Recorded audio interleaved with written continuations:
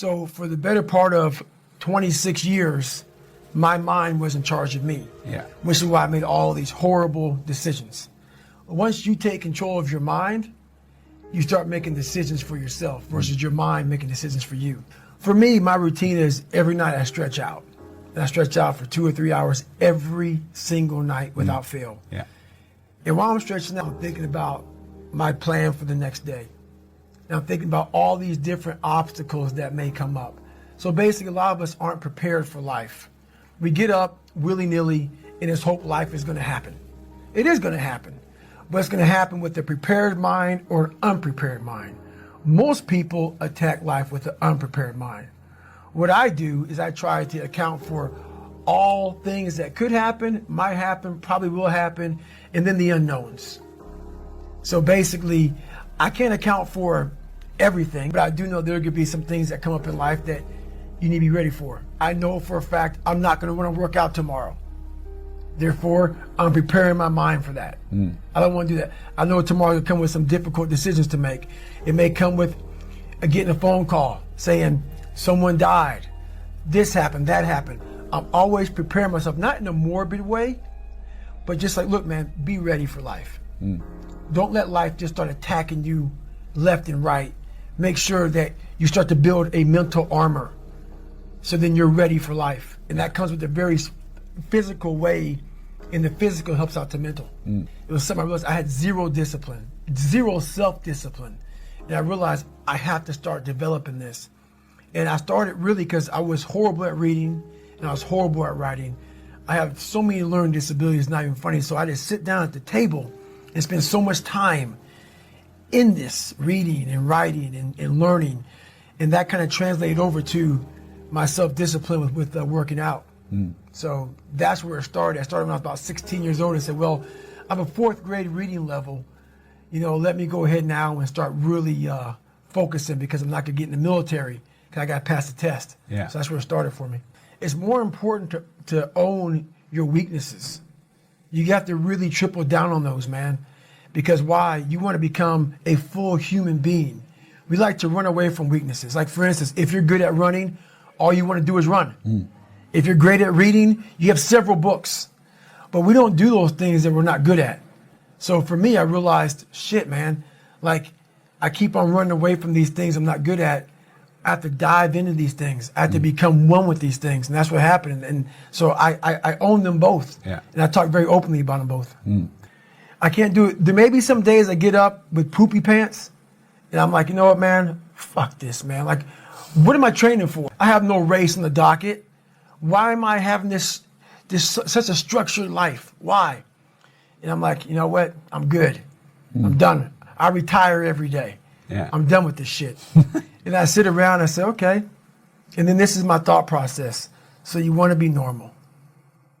So you just want to be like everybody else that roams the world, not knowing the power that's in them. Being fine with being mediocre. You want to go back to who you were, huh, David? I'm like, fuck that, man. Not every day, it's those bad days. Yeah. It's those bad days. I see a whole bunch of people walking around out here who have no idea how talented they truly are. And I'm talking about talent, like some God-given ability. Talent that sometimes you have to hone, and you have to work on, and you have to harness yourself. And they just walk around just on their phones, just clueless to how powerful they are. The biggest thing you have to do is shut off technology. You have to go dark. What I mean by that is you have to be quiet in your mind. Get away from people. We love being around people. We love talking. We love parties. We love all that shit. It's okay to be alone. It's also okay to be unhappy. It's okay to be unhappy sometimes, man. It's okay to say, you know what, man, I'm fucked up. So you gotta go to the truth first. Who are you? Get really accountable and say, okay, who am I? What's the truth about me?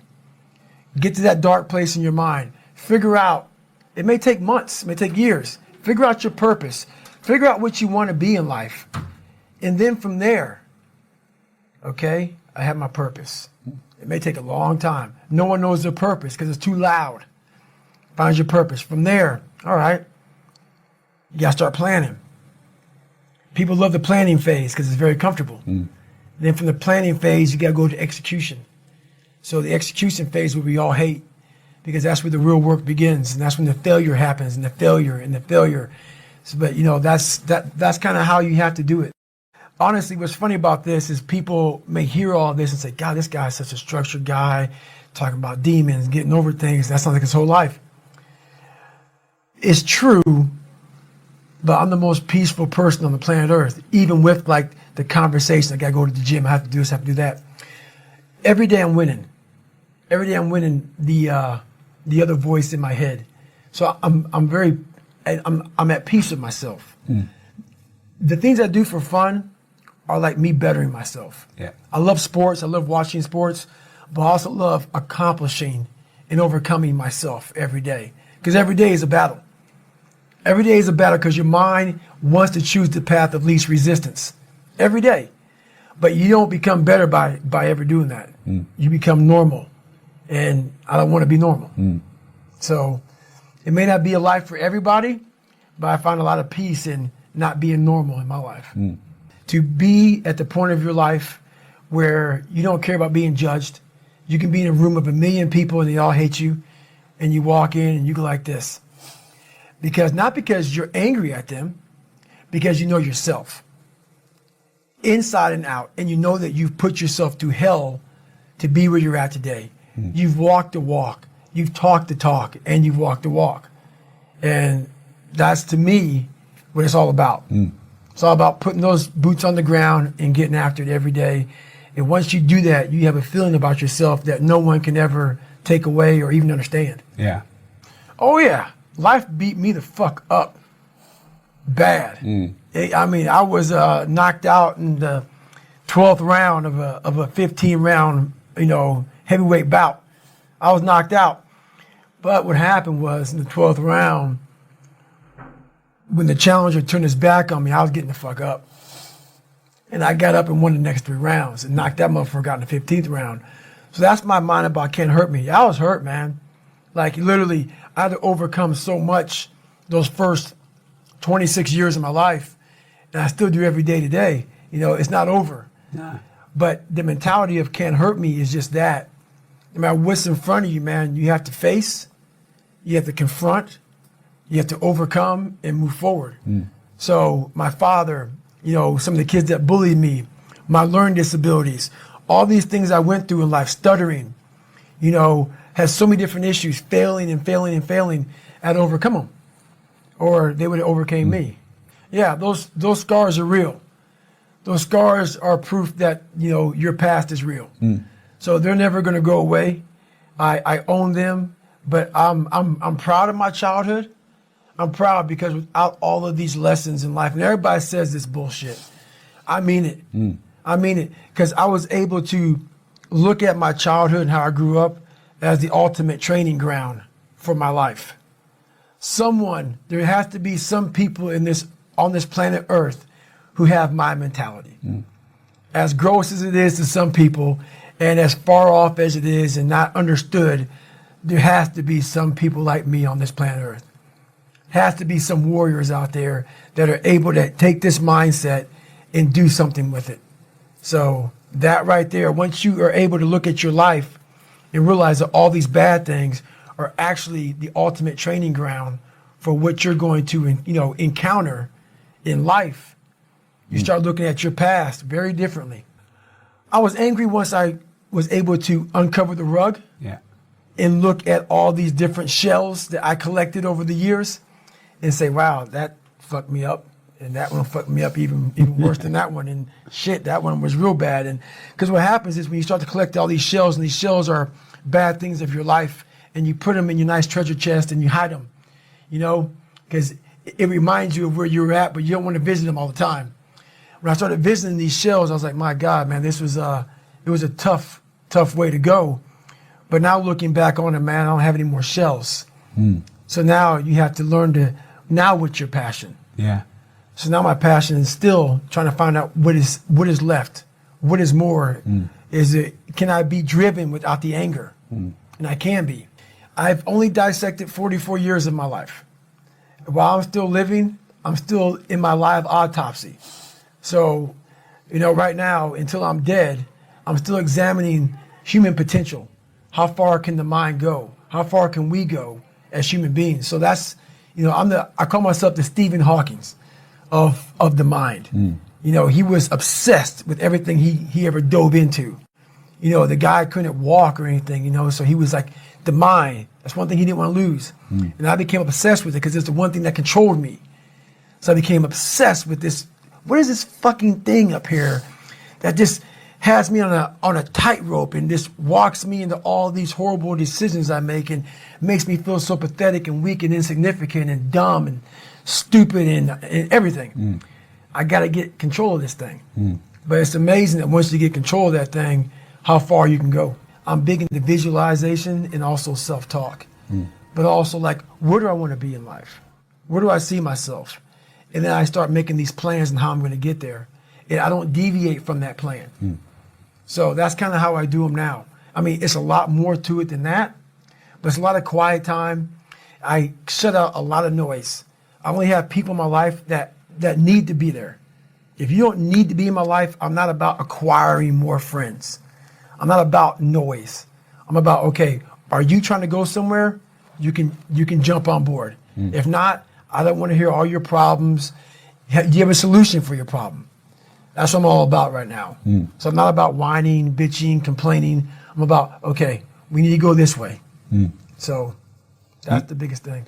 I forget his name, and I'm not trying to meet him anytime soon. That's not it, but I'm fascinated with the guy Free Solo. He's another guy very similar to me, even though I'm not climbing rocks like he did. He has a passion to do something, and he's in at all costs. And what he was doing, what he did, I'm not so impressed with what he did. I'm impressed with how he shut the whole world out when he was doing it. To be able to pull that off, you have to be willing to accept death. You have to be willing to accept you're not going to see your loved ones anymore. You can't care about your loved ones when you're on that rock. Nothing mattered to him but that rock. Those people fascinate me. Those people who are able to put themselves in a place like that.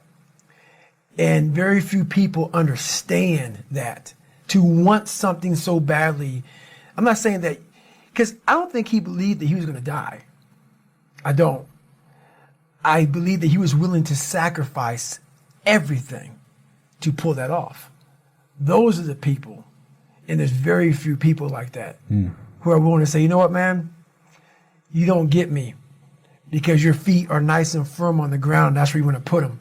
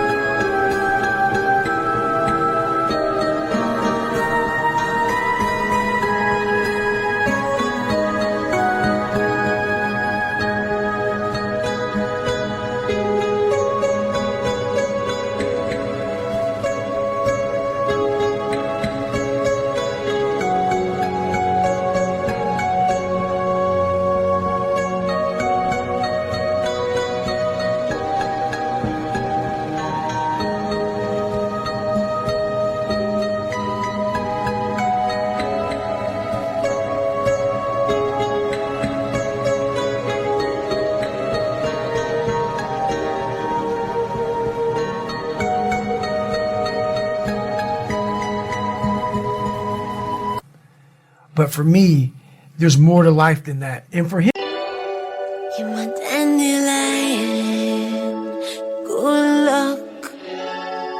You're my sandalwood, I never give you up. You're my on fire, hot sun. You're my desire, you're my one love.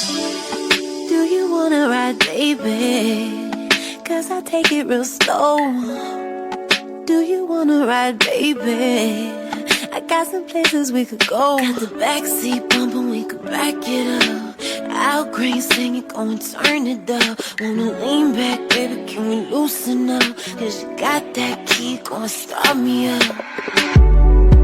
You doing something to me right now. Pocket bottle, water, purple clouds. Or you could put me right now. I wanna know if you could ride, baby. Listen, we could take our time, baby.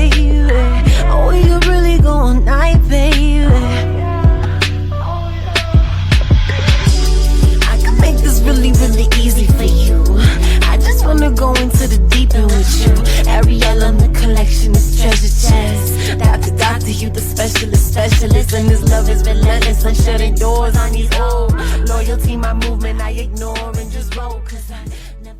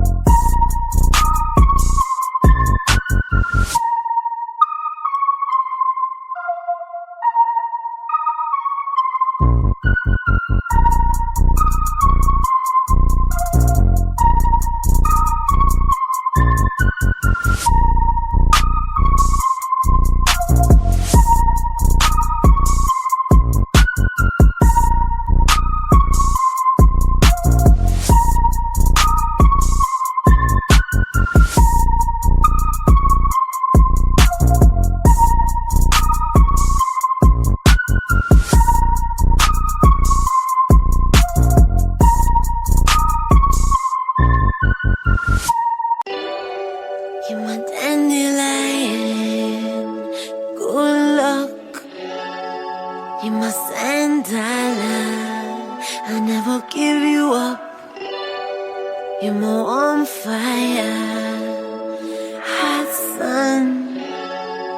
You're my desire, you're my one love. Do you wanna ride, baby? 'Cause I take it real slow. Do you wanna ride, baby? I got some places we could go. Got the backseat bumping, we could back it up. Al Green singing, go and turn it up. Wanna lean back, baby, can we loosen up? 'Cause you got that key, go and start me up. You doing something to me right now. Pocket bottle, water, purple clouds. Or you could put me right now. I wanna know if you could ride, baby. Listen, we could take our time, baby. Or we could really go all night, baby. I can make this really, really easy for you. I just wanna go into the deep end with you. Ariel on the collection is treasure chest. Doctor, you the specialist. And this love is relentless. I'm shutting doors on these old. Loyalty, my movement, I ignore and just roll, 'cause I never.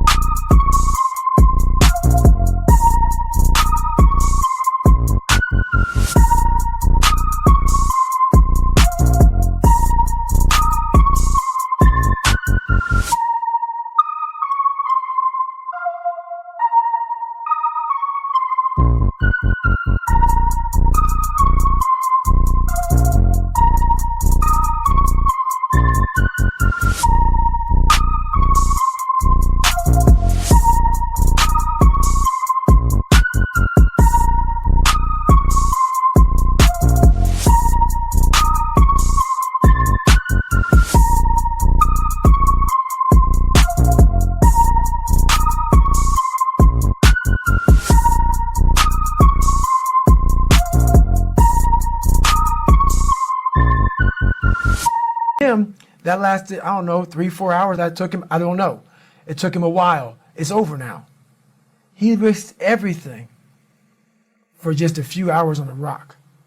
And I've done that with my own self, with my own personal life, is I've risked so much, but what he gained and what I've gained in these 3 or 4 hours, in these moments, are something that people will never know, because they've never put themselves on the rock for 3 or 4 hours and put everything on the rock. And that's something that very few people can understand. So they think he's crazy.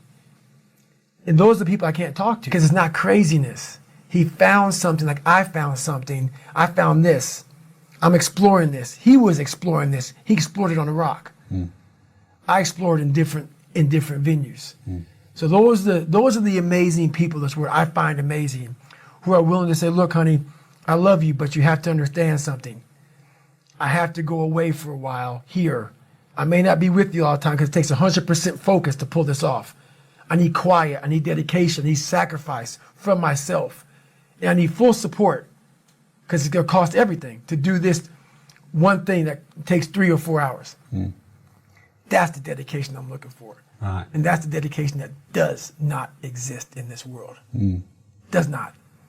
But what makes it so crazy to me is so many people have that ability. They haven't taken the time to see what they want in life. Therefore, he's crazy. I'm crazy. They put a title on us. And you know what a title does to people? A title is the greatest separator of all time. It allows you to go away in your comfort zone saying, he's just nuts. He's special person. That gives you a get out of jail free card. You can go ahead and be normal now because we're special people. No, we found what we want in life. That's all it is. That's all it is. And very few people, they're all confused. Life's confusing because they make it confusing. So in the first 100-mile race I did, I wasn't prepared for it. And I won't go deep into the story, but I detail it well in the book. Basically, I ran 101 miles in 19 hours and 6 minutes unprepared. Shit on myself, pissed blood down my leg, had 30 miles to go. Horrible, worst pain in my entire life. In that 19 hours and 6 minutes, and that's all it was, I lived 100 years. I was able to pack 100 years in 19 hours and 6 minutes. All the emotions, the highs, the lows, the trauma, the failure, the success, the victories, everything you can put in a life, I put it in 19 hours and 6 minutes. And the beauty that comes out the other side of that, what happens in that time frame when you're at mile 70 and you're all fucked up and your body is destroyed and you have 31 miles to go, and you're now at 31 miles to go, you're in the worst shape of your life with 31 miles to go. It's in that 31 miles that I was able to crack open another part of the human mind, a part that very few people are able to examine because why? They're not willing to go there. Like back to the rock. I guarantee you, when he was climbing that thing and he had ropes on, he was thinking, shit, man, I can only imagine this is going to be with no ropes at all. Making some of these moves that I'm falling with ropes. You have to go to a different focus. The focus has to be so heightened that very few people, they even understand that, but they have it in them. They have it in them to go there, but you have to go to a place of fear, of suffering, of pain, of doubt. And that's when your mind, if it knows it's not going to quit, it opens up. And once it opens up, that's my 40% rule. Once you can open your mind up when it knows it's not going to quit, it finds more. It finds more focus. It finds more power.